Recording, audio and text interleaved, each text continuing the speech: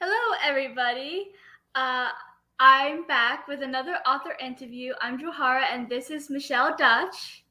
Hi I'm there. going to interview her about her current book series. Is this a sequel, or do you have any published books? You have a published book already, right? Yes, the initial book, Mary Mackenzie, came out the end of April. We have the second book in the series is in the pipeline already with Austin Macaulay, my publisher in the UK. So we're looking for end of the year, beginning of next year. Nice. Yes, I'm very excited about it. I bet. So we'll be talking about her series, the published one, and the one that will be coming out soon, hopefully. Um, and yeah, are you ready to get started? Absolutely. Okay, so question number one is what's your WIP about? If it's a sequel, you can talk about the overall story, including previous books. Absolutely. So, like I said, the first book, Mary Mackenzie, came out the end of April. The second book, Broken Dolls, is in production in UK.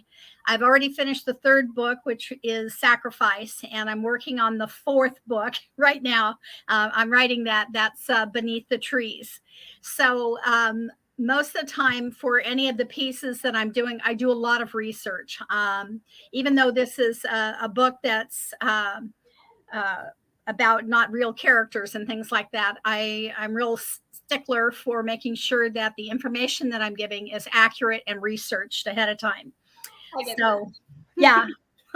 So we'll be heading through most of the national parks from the west coast of Seattle all the way through Colorado on the fourth book that I'm working on.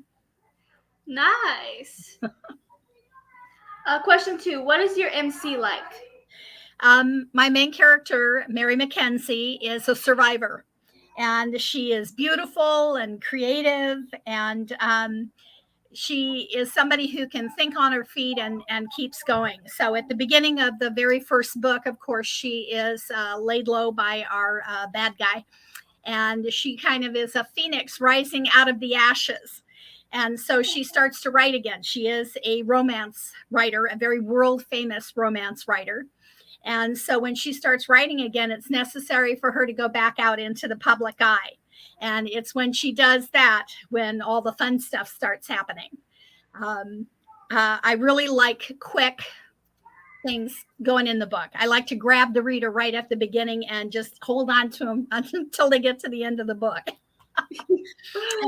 Yeah, working with Mary, it's kind of like having her in the room all the time with me. So Nice.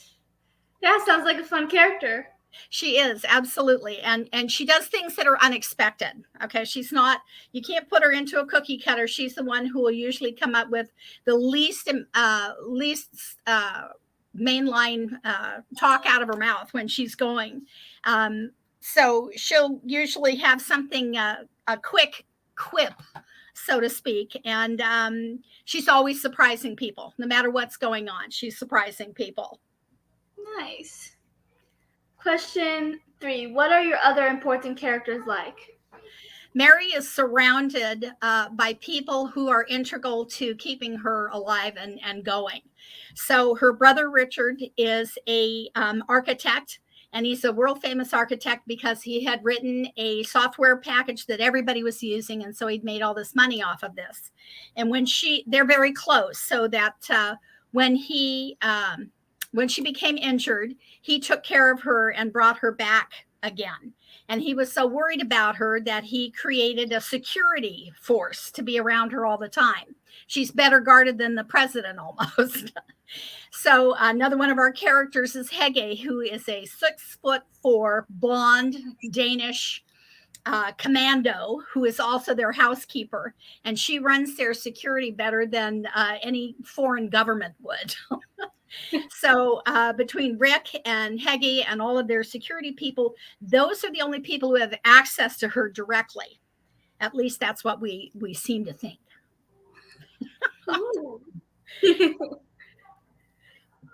Question four, if your MC has a love interest, what is their dynamic like? So she meets her love interest that will be the love interest through the entire series of 13 books. And his name is Matthew Michael Griffin, and he is an FBI profiler. And she meets him after she has her first book signing after having gone through her deal. He's handsome. He's good looking. He is incredibly brilliant. He has a very, very educated mind. He's a former Marine. He's been working with the FBI, and he's a very well-known profiler. So part of their grind right from the beginning is that he works for the FBI and she's the victim. And in any of those situations, you know, they take very seriously no crossing of lines or boundaries. Of course, for Mary, that, you know, she's over the boundary immediately. So there's a really fun scene where they meet for the first time. And Mary, because of her injuries, has panic attacks all the time. And he recognizes these things. He has a lot of a psychological background. So he really keys in on that. And it's kind of like that kismet moment, that thunder and lightning, you know, when they first see each other for the first time, that they are instantly attracted to one another. And we don't know what's going to happen or when or, you know, how they're going to get along. You have to read the book. Sounds interesting. Profiler, were you at all inspired by Criminal Minds? I used to watch Criminal Minds all the time. And so one of the things I was talking about was absolutely making sure that I am following accurate information. So Criminal Minds is a television program, and they have an outline of information regarding profiling that is on the edge of accurate. Okay. But a lot of it is for storyline. So what I basically did is I went online and I ordered the 3 books that they use. There's more books, of course, but there's 3 main books that they use at Quantico to teach their profilers. And what I did is I ordered those books and read those books so that when I'm referring to how they actually handle profiling for Mary's case, I used the information that was in there so that I could be accurate about what the FBI actually does and how they work with local law enforcement. Nice. Yeah, sometimes it takes a lot of research, but in the end, it'll be worth it. It has been. It's been really great because I feel, you know, our bad guy is through all 13 books. And I really wanted him to be more than just one-dimensional. I didn't want to just put the hook on him about being a serial killer, okay? Because he's as much an active character through all 13 books as he is in the first book, because they don't really realize how close he is to them through the entire 13 series book. Okay. So you get a little bit of his backstory in Mary Mackenzie in the first book, because he has a voice through every single book. And I wanted his backstory and his information and how he operates to be, again, as accurate as what is really actually going on in the current world. Yeah. Nice. Thank you.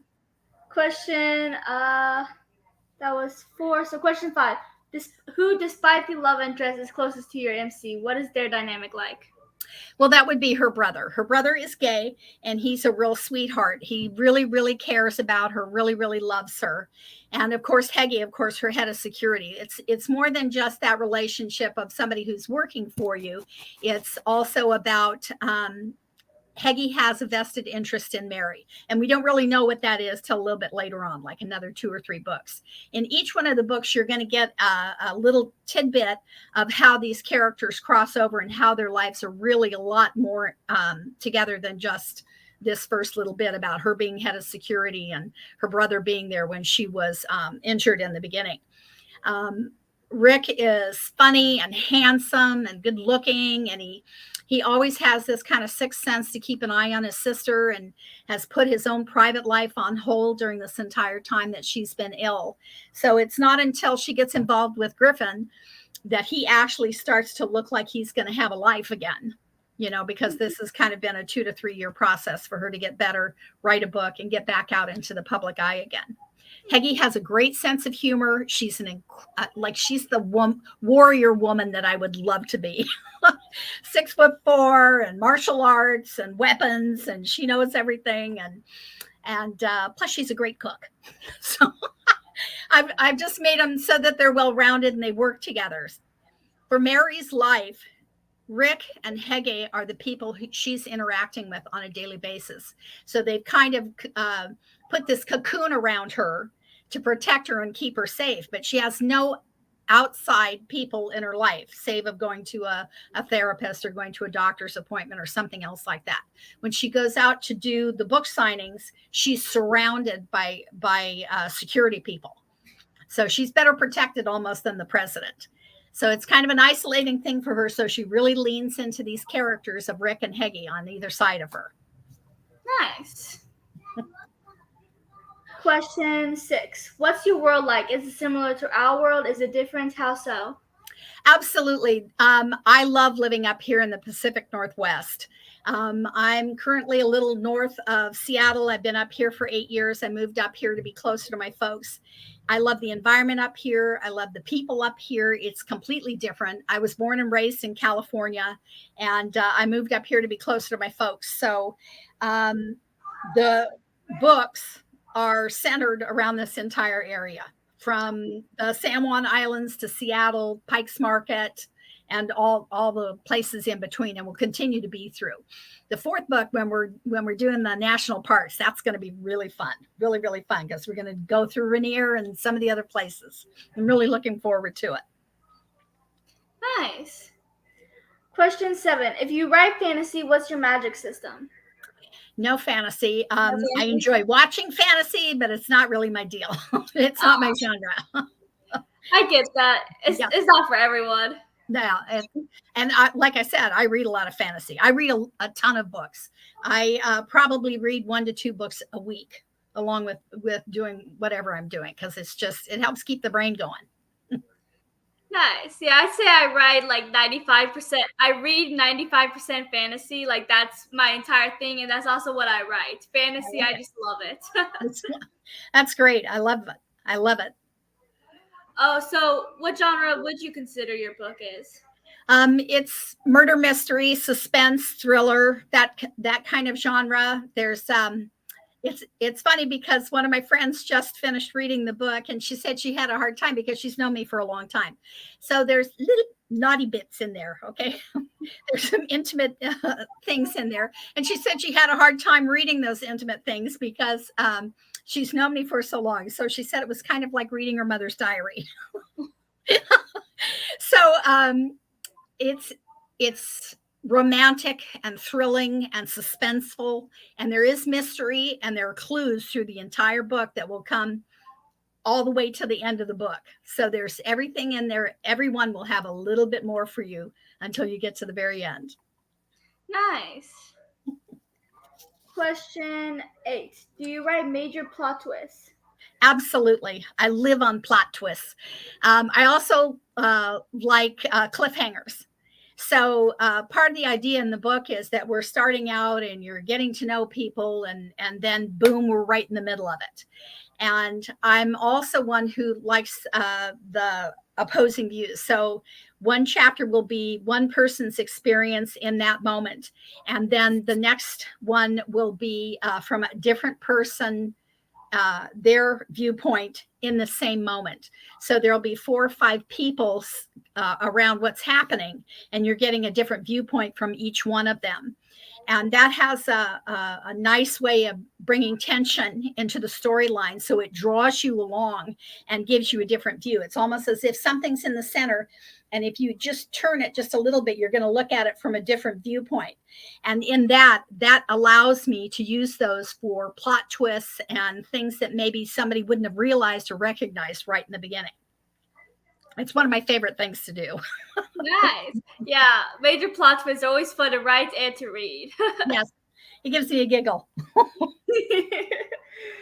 Yeah, definitely. Like whenever, like if a plot twist sneaks up on me, which happens sometimes, like something you did not expect to write happens.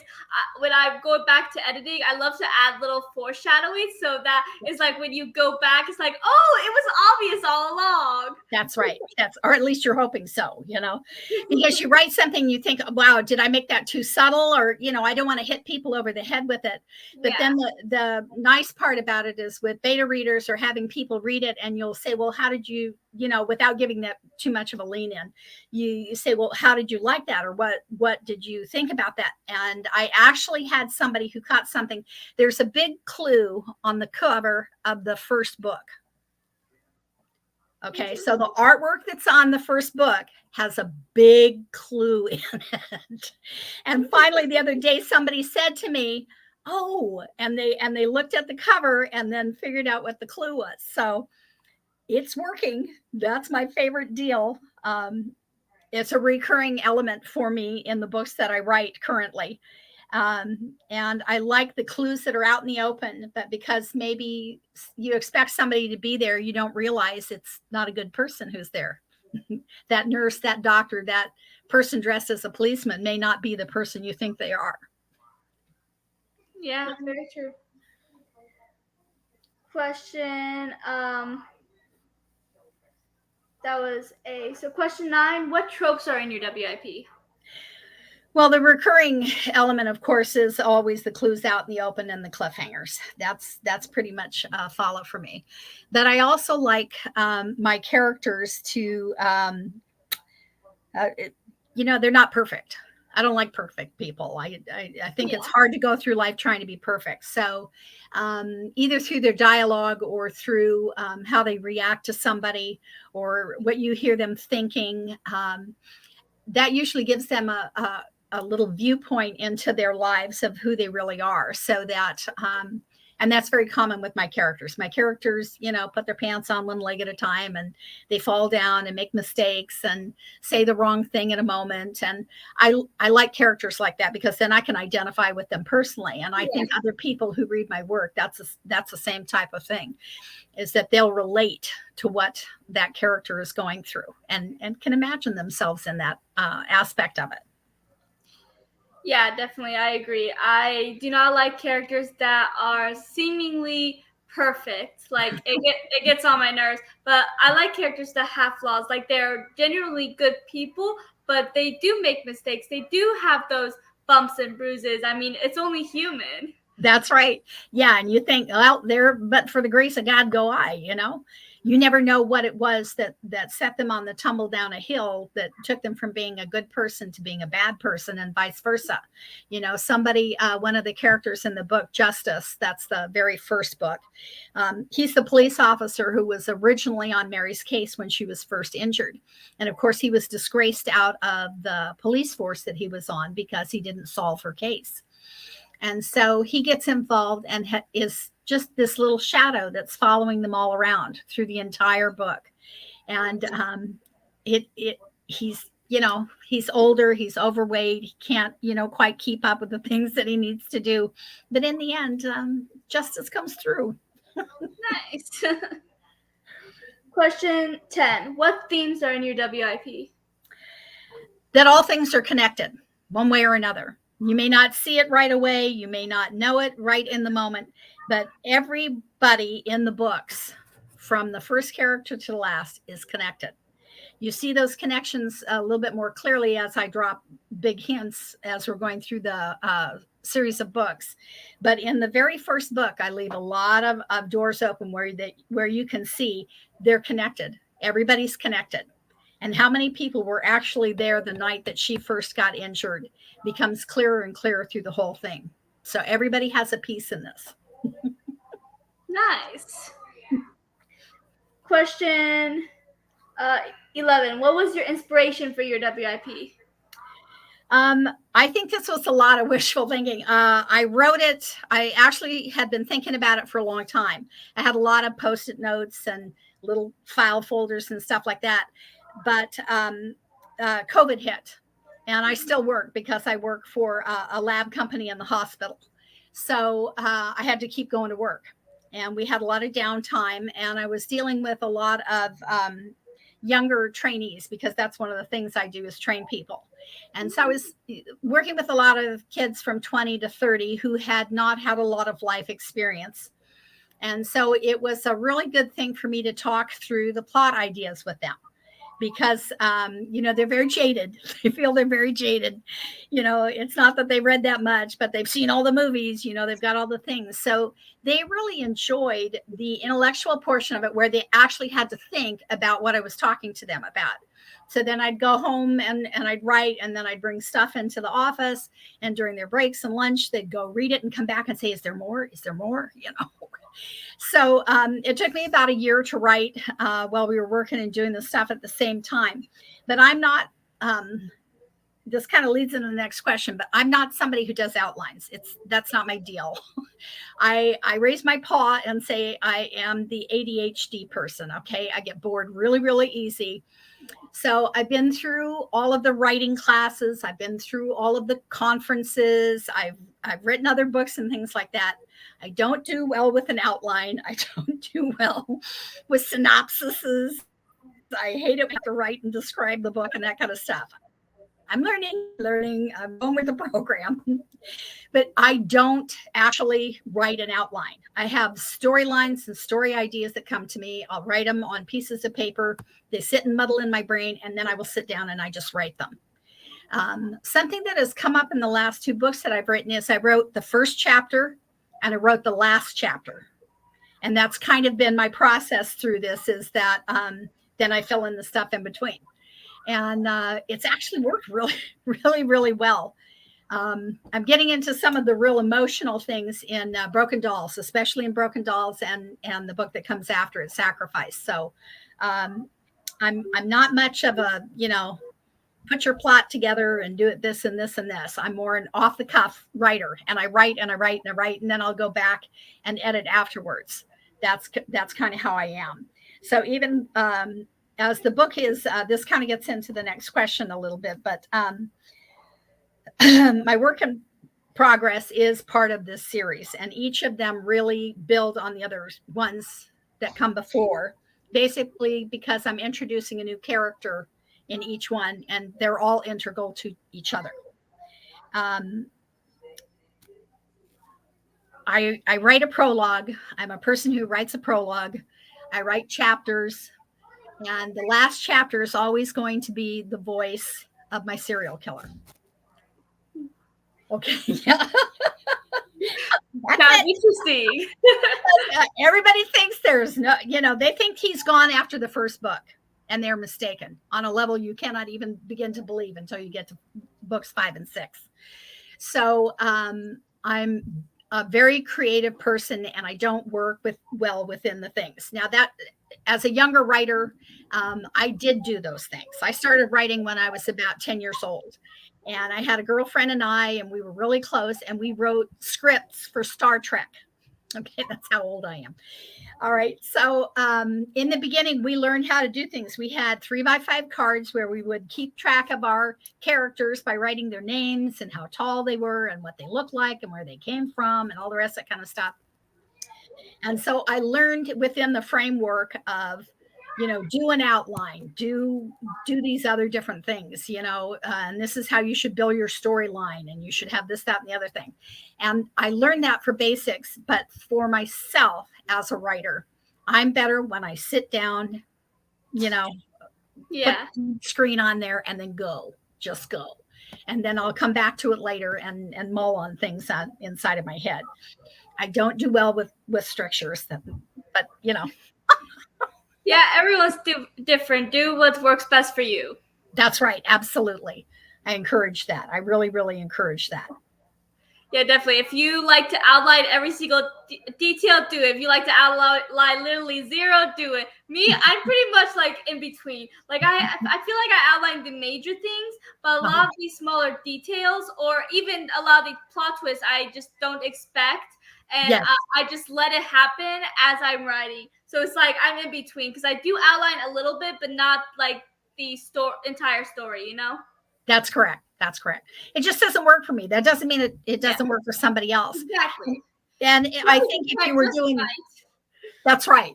If I was doing a biography, or if I was doing something else where I was, just really heavy fact-based, then I probably would do an outline of that kind of jazz. But writing this kind of stuff, no. Absolutely not.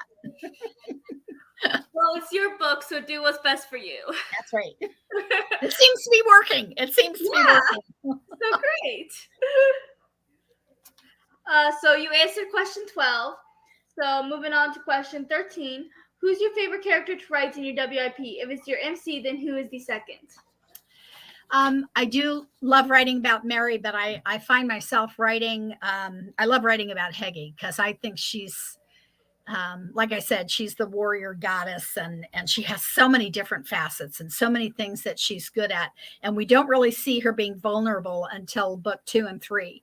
So I like writing her stuff because she's very precise in what she does. And I really had to do a lot of research on her because she was a Miss Universe from Denmark, and she was in the military, and she has multiple degrees from college in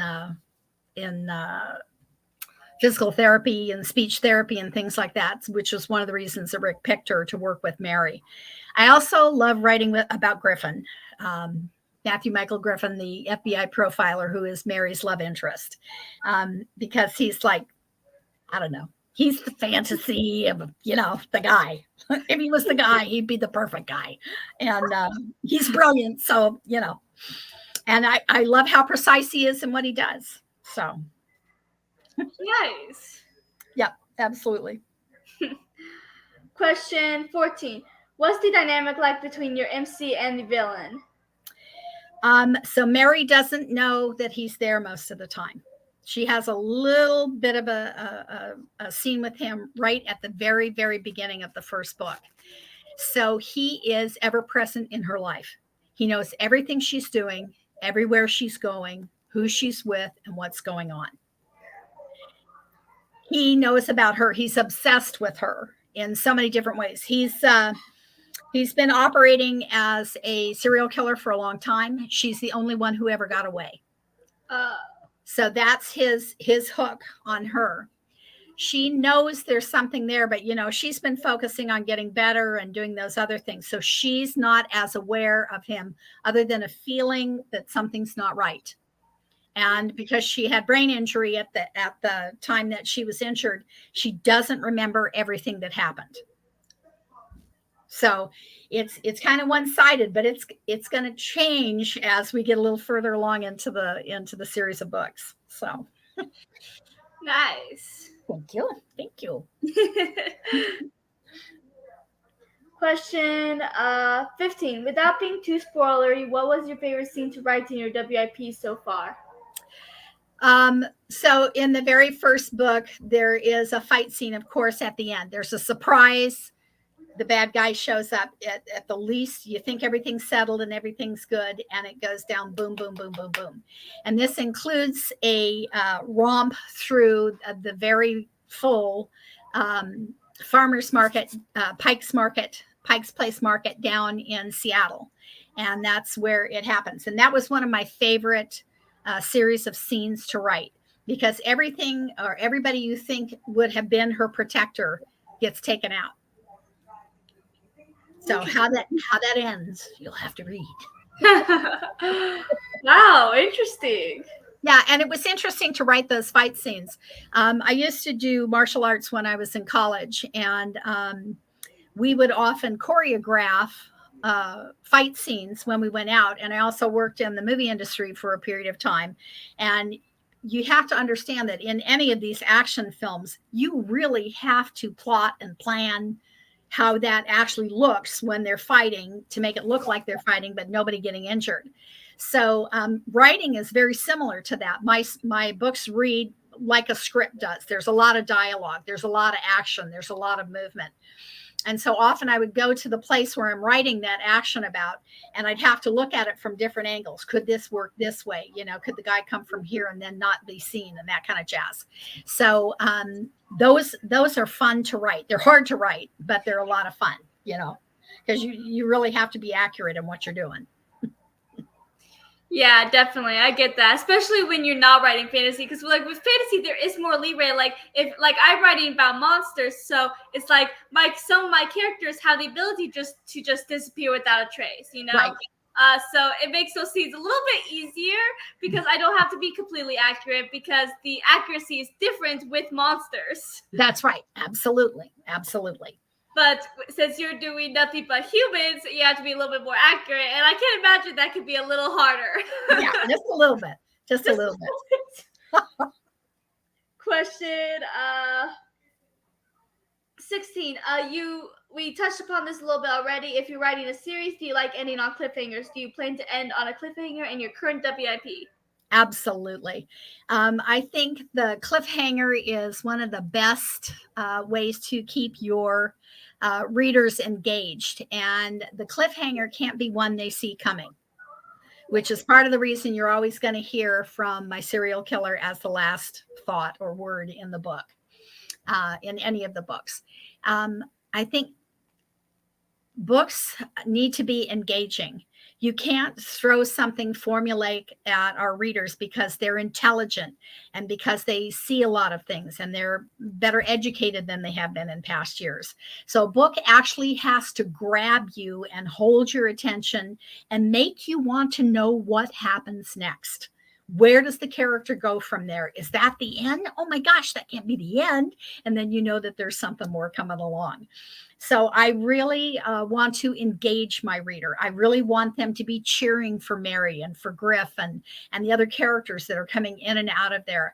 I want them to see heroes that are anti-heroes. I want them to buy into it. And in doing that, the cliffhanger is just it's a foil. It's a trick that you use in writing, but it's one that I want my readers to start to anticipate because they know something is not quite finished, or they know something was missing out of that action scene. There was somebody else there that's not actually being talked about.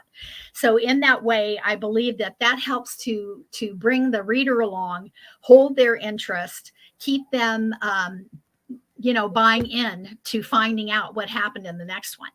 So yes, I am a big proponent of the cliffhanger. Yes, I agree. I love cliffhangers. They're so much fun, and especially when you're on the side where you're writing them, so you kind of know and I have an idea of what's going to happen. Unlike when you're reading them, you're like, what's going to happen now? Yeah, absolutely. I love books like that. Me too. Question 17. What's the scene you want to write in your WIP that you're excited for, that you haven't gone to yet? I have an ultimate fight scene with Griffin and Mary and Heggie and Rick in the new book that I'm working on called Beneath the Trees. And I haven't written it yet because I'm still debating between the three places I want the fight to happen. So that's the first thing that has to happen is I have to, how did they all just suddenly show up in the same spot? Yeah. A, and B, where is that spot? And then that will feed the dynamic for the rest of it. Something that starts out as a verbal disagreement and then escalates from there because they're not alone, basically is the one. And so I'm looking forward to writing that. It stays in my head and muddles around, and then all of a sudden I'll just go for the computer and get it done. Yeah. Nice. Yeah, because sometimes the hardest thing is like, you know what you want to happen, but at least for me, like, since I don't plot out every detail, and since you don't plot out every detail, it's like, for us, it's harder because it's like, you know where you want to go. It's just about how to get everyone there. That's correct. That can't be the hardest thing if you don't plot out every detail. That's right. 18. What's your favorite thing to write about? A certain type of scenes, like fight scenes or romantic scenes and so on. Well, I like writing fight scenes, but I also love writing romance scenes, the kind of romance that, I would appreciate. I like a tender lover. I like an exchange of affection. And like I said, there's some little racy bits in there. So I do like writing those. That generally has to be with a glass of wine and the music on and not being interrupted by the telephone. They're harder for me to write, but when I do sit down and write them, they work out really very well. So I kind of lean towards the romance, but Nice. Yeah, I can't read spicy scenes. Like I'm okay, like, if for other people, like, and if there's not too many in the book, I can still read the book. I'll just skip those scenes, and Yeah. that's just a personal preference. Like, Yes. I'm asexual myself, so it's Yes. just those kind of scenes make me uncomfortable. Yes. But I definitely respect them if people want to read that. If that's what they like to read or write, I'm like, do you, you know? Yeah. Like, Absolutely. Absolutely. I believe that, I kind of put that warning in for everybody about there's a little bit of spice in there, so they can just, turn the page, go to the next part. That's why I don't like to read adults. Like, I only read YA and middle grade just because with adults, sometimes it's in there, sometimes it's not, but you don't know because they usually don't say. So I don't want to be surprised and be like, I didn't want to read that. I certainly can understand that. I can certainly understand that. Question 19. What do you love most about your WIP and the series overall? I like the dynamics. I like strangers to lovers to friends to people who are bonded for life. I love it when somebody comes into your life and so changes how you view things, or somebody comes in as a mentor. You didn't anticipate they were going to be a mentor and they ended up being a mentor for you. I like strong characters. I like people who talk into people's lives, who encourage them, who tell them what their strengths are, who can give them constructive criticism without breaking them down. I love natural relationships between people where they don't feel like they have to guard what they're saying. They're not being deliberately rude to one another or anything like that, but that they can actually be who they are to the other character. Those are the kind of scenes that I just love writing. And that's what my work is like. They're just honest people going through their lives. And this is just a snapshot of what they're going through on their daily basis. I like people who are involved in their environment and in a realistic way, where it's not just all about them. It's about the people around them. They're not so self-centered or so self-involved that they can't look out and see that somebody else is struggling and help them. And so that's what I love. And that's what's in the work. Very nice. Thank you. Last question 20. What are you most excited for readers to read once it's published? Well, of course, right now the first book is out there, and I really encourage people to read that first book and to enjoy it. The next book, Broken Dolls, is really, I think people are just going to love it. And there is a lot of action and a lot of new information from all aspects of it. It's fast. It gets going very, very quickly. So I think Broken Dolls is going to be a great book out there. It's set on the Hopi Reservation in Phoenix, in Arizona, and involves stuff going on the Hopi and Navajo Nation, and a lot of information about them. So I did a lot of research for that, a lot of research. And so the book came together really well and really quickly, as a matter of fact. And when I sent it to the publisher, I had an answer back in 2 weeks. And that, as somebody who gets published, that doesn't happen. That doesn't happen. So I'm very excited for Broken Dolls to come out. And that's the one that's in production right now in UK. Nice. Thank you. Yeah, your series definitely sounds interesting. There's some things that I'm curious about, like the serial killer stuff. Like, that stuff sounds really good. Like I said, I like Criminal Minds, and I don't gravitate towards like mystery and stuff as much as fantasy, but they're still really intriguing, and I still like to read them sometimes, Uh-huh. And your series sounds really interesting. Well, we're out on Barnes & Noble, Amazon, even have thriftbook.com. And we're on audiobook in about 6 months, but now we have Kindle, paperbacks, hardbacks, So whatever people's preferences are, it's there and it's available. Highly recommend it. It's a lot of fun. Take the first one out for a drive, see if you like it, and then come back to the series. Nice. Thank you. Did you want to read a snippet of your book? Well, considering what you just said, I think I'll yeah. This is chapter 6 from the first book. If everyone does their job, we should be good, Heggie said into the phone. She looked at the clock. Is he on his way back? She asked. Yes, he's on the water taxi now. ETA 25 minutes, the voice answered. He's cutting it awfully close, she muttered. Check in an hour. Yes, boss. Don't call me. But the line went dead. Heggie sighed and got up and stretched. She had been awake since Rec had left the house at 1 a.m. to visit his lover. Heggie arched her back, stretched, and came up to the hanging bag and began a methodical tattoo of blows, jabs, hooks, and then kicks.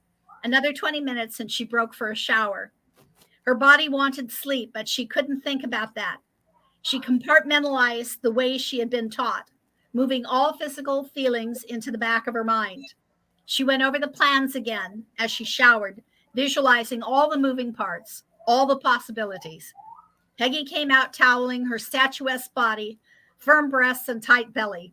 She slowly dressed in her body armor, her working suit of materials that fit her body and moved as sweetly and silently as she did. She took her Sig Sauer from the safe in her room, removed the trigger lock, and strapped on her shoulder holster, snapping the gun into place. Heggie left her room and stepped into the center camera room and saw Rick stepping off the water taxi and watched him from one camera to the next as he took the stairs 2 at a time. His body was clearly more relaxed and in control. She hit the control to the hidden back door with a click of a button, startling Rick. He stopped in his tracks and looked up at the camera and smiled. He gave her a little salute and then entered the house from the door, which fit seamlessly into the back of the house and led directly into his office. He took the stairs to his room and started a shower. Heggie moved into the kitchen, finding the peace of making coffee and deciding on a frittata with fresh vegetables was in order. She began to hum an old song from her youth. That was really good. Yeah. Thank you. Well, sorry. Go ahead. That's all right. I just wanted to thank you. I really, really wanted to thank you. You're my first interview, and you have made it just absolutely pleasant and wonderful. And I really appreciate the opportunity to talk about the work. So this is a learning process for me, and you have just made it perfectly wonderful. I really want to thank you for everything you've done. Of course, I'm so happy that you enjoyed it. In the future, like if you're further in your series and want to do another interview to get highlights on the newer books, then just hit me up and I will gladly redo this interview with you with books later in the series if you want. Absolutely. I would love that, Tahara. I would absolutely love that. Well, this has been very nice. I'm so happy you were able to join me. Thank you. I really appreciate the invitation. I hope you have a wonderful day. You too. Thanks. Okay, see ya, everybody. Thank you for tuning in. Oh, and before we leave, before I forgot, because I almost did, I did put Michelle's Amazon author page in the description, so it'll be easy to find her books if you guys are interested. I do highly recommend checking it out.